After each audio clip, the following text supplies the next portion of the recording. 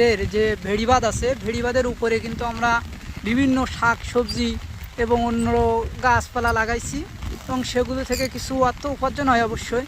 এই দেখেন, একটি হচ্ছে পল্লা গাছ, ঝিঙ্গা গাছ আছে, ভেন্ডি গাছ আছে, এটা হচ্ছে পুঁই শাক, এই নিচে নিচে এটা হচ্ছে পুঁই শাক, এটা হচ্ছে ভেন্ডি গাছ এবং কচু গাছ আছে, বড় বড় কচু গাছ। আর বিলের অবস্থাটা দেখেন। এবার ধান লাগানোর কোনো পরিবেশ আমাদের মাঝে আর নাই, হয়তো বা কী হবে জানি না। বীজ বপন তো সবাই ব্যর্থ, বীজ বপনে সবাই ব্যর্থ, কারণ কারোর বীজ এখনও পর্যন্ত ভালোভাবে রোপণ করতে পারি নাই। আর যে যা রোপণ করছিল সব কিছুই নষ্ট হয়ে গেছে। এটা কিন্তু আমাদের সবজি গাছ, সবজি বাগান। দেখেন সবজি বাগান অনেক সুন্দর এবং এই ভেড়ির উপর দিয়ে আপনারা সবাই এই সবজি বাগান করতে পারেন অপতির জায়গা না ফেলে, এবং সেখান থেকে কিছু অর্থ উপার্জন হবে। দেখেন এই বান করে দিলে অনেক কিছু। কুমড়া গাছ, এটা কুমড়া গাছ। এই দেখেন লাল শাক, লাল শাক অবশ্যই উঠে গেছে, বাকি লাল শাকটাও আমরা খেয়েছি এবং কিছু বিক্রি করছি।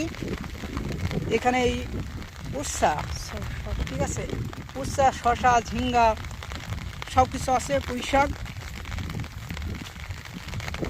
এটা কিন্তু আবার এই শাক গাছ, সাদা শাক, গাঁদো শাক, এটা কিন্তু একটা বরবটি গাছ। দেখেন এর ভিতরে কিন্তু বরবটি গাছ রোপণ করা আছে।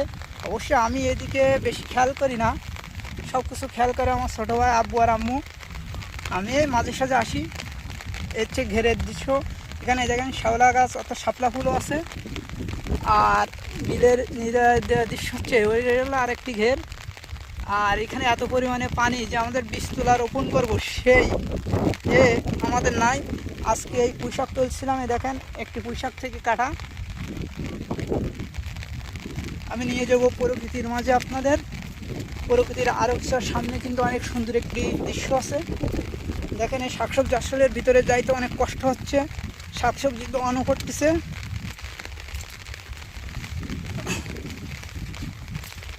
ওরে বাবা, এই দেখেন সামনে অনেক সুন্দর জায়গা। আমি একটি প্রকৃতির দেখাবো, একটি বক দেখেন আমাদের মাঝে আছে, দেখছেন এই বিলে বক কিন্তু সেই একা নিরিবিলে আছে। এর জীবনই সবচেয়ে সুন্দর, আসলে এর জীবনে কোনো টেনশন নাই। দেখেন এবার দেখাবো আমাদের ঝাল গাছ।